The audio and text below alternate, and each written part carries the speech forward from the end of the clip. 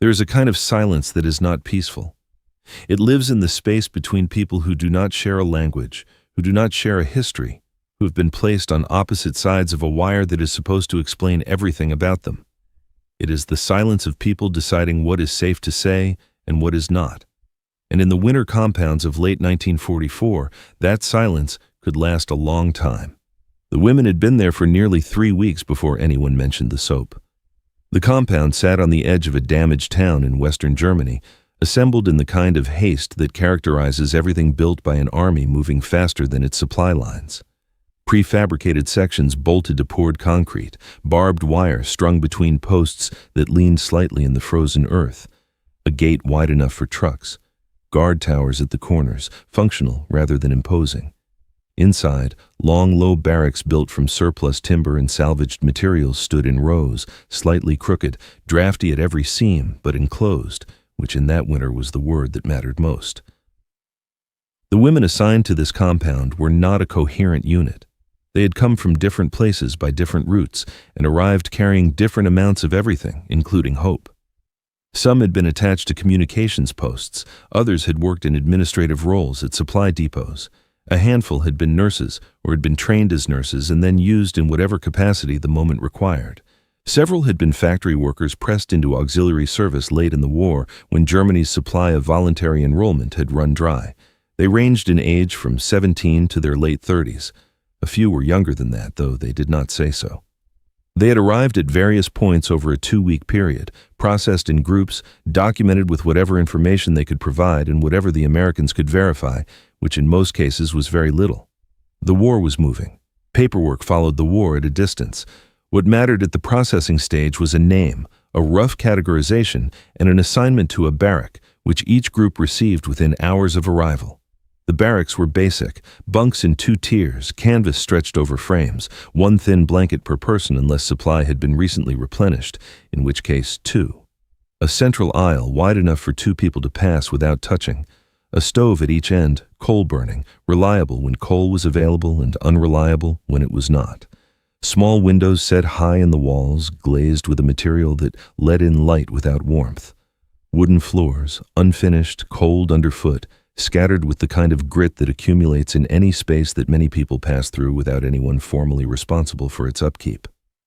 The women settled into it, not comfortably, not willingly, but with the pragmatic resignation of people who have run out of alternatives. They organized themselves the way people in close quarters always eventually do.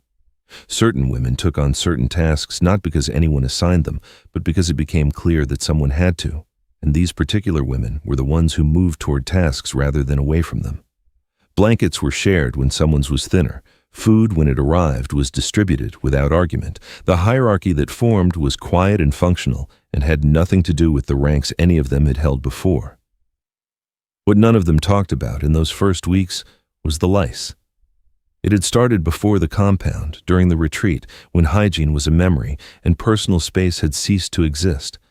Lice travel between people the way rumors do, quickly and invisibly, and in the crowded conditions of a collapsing military withdrawal, there was nothing to stop them.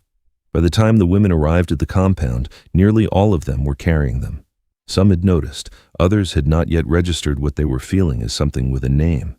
Itching was simply part of the texture of those weeks. There was so much else to endure that a particular kind of itching had not risen to the level of a problem that required acknowledgement.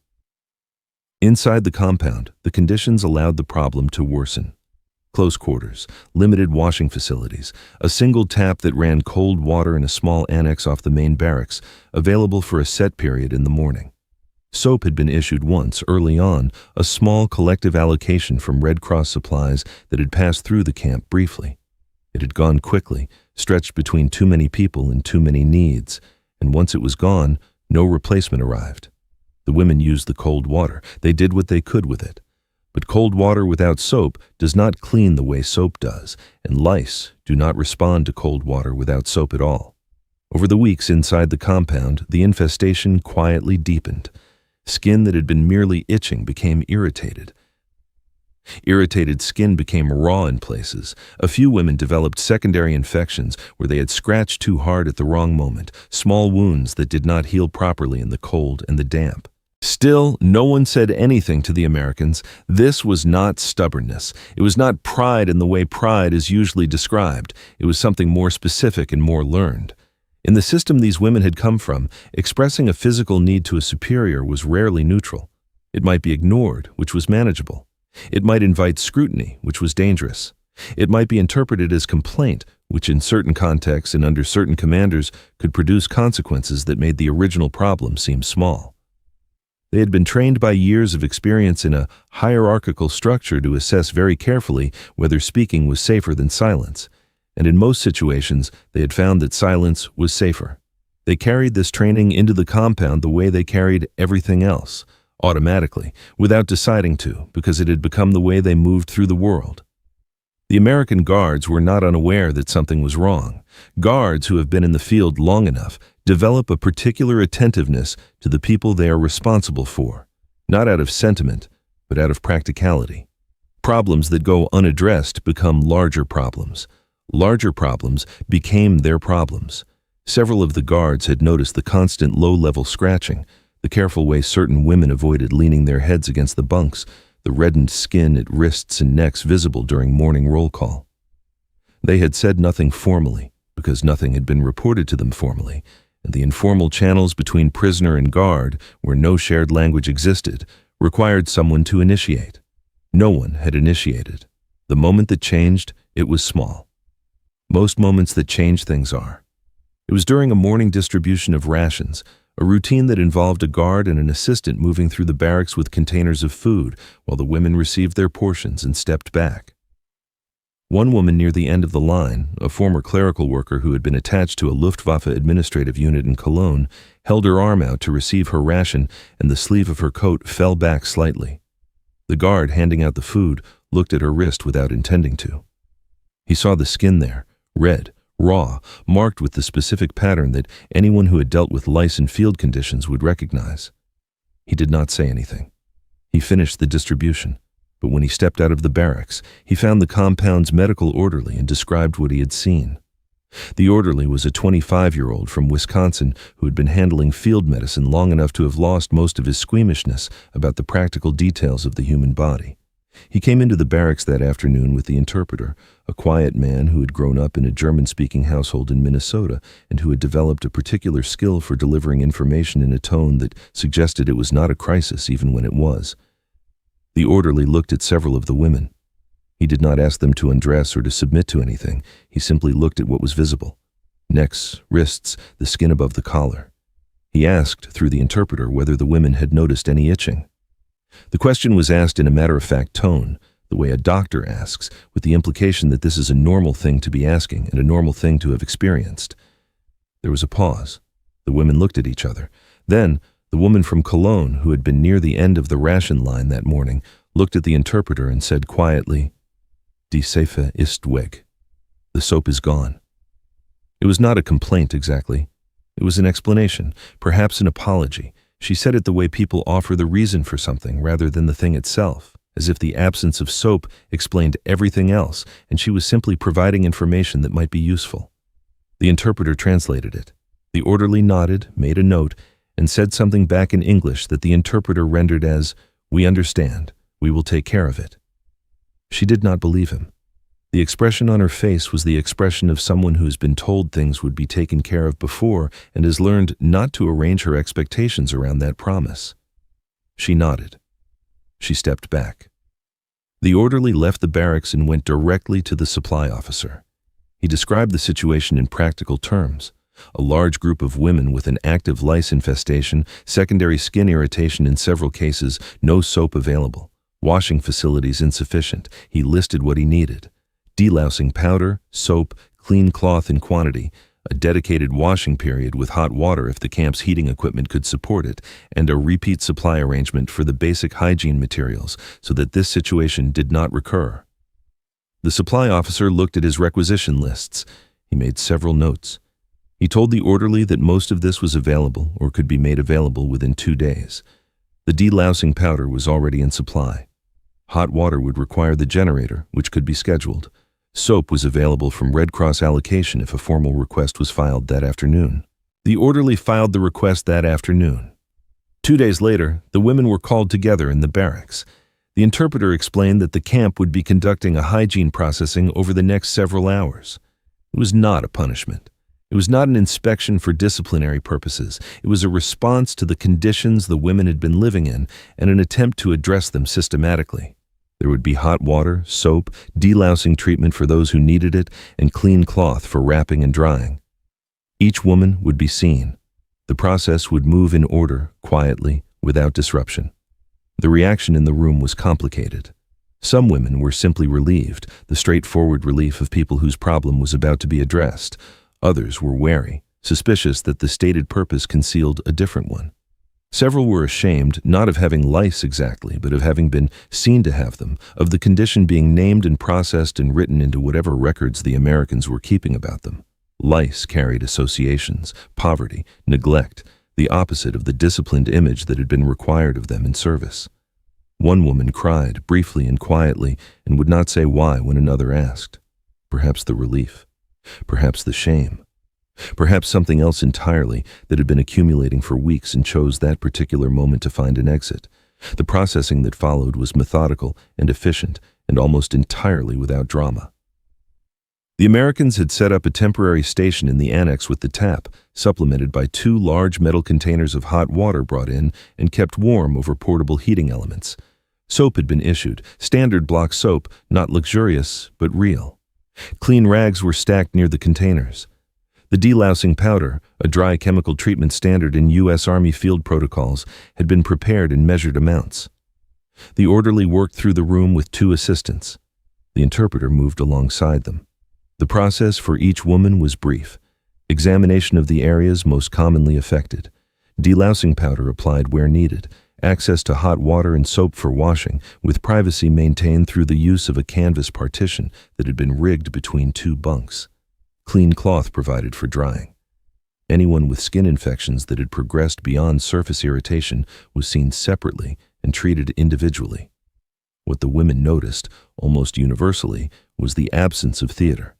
In their experience, procedures involving bodies, involving hygiene, involving the physical examination of people in institutional settings were rarely neutral events. They carried power in them. The person examining held the assessment. The person being examined held only the outcome. This dynamic was familiar, and it was uncomfortable, and it was something they had braced for. But the orderly moved through the room the same way the medic in other compounds moved through his work, with focus on the task and nothing else. He was not performing authority. He was not using the situation to establish anything about the relative positions of captor and prisoner.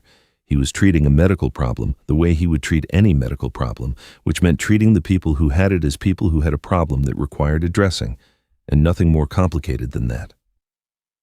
By the end of the afternoon, the barracks had been processed. The remaining supply of soap and powder was left with the women, distributed in small amounts per person with the instruction, relayed through the interpreter, that more would come with the regular supply schedule going forward. The hot water containers were removed. The canvas partition came down. The annex tap, now more regularly accessible than it had been, was added to the daily rotation. That evening, the compound was quieter than it had been since the women arrived. Not the tense silence of the first days, the silence of people assessing threat. A different kind of quiet, the kind that settles over a room when a low, persistent noise that people had stopped consciously hearing finally stops. The itching did not disappear overnight.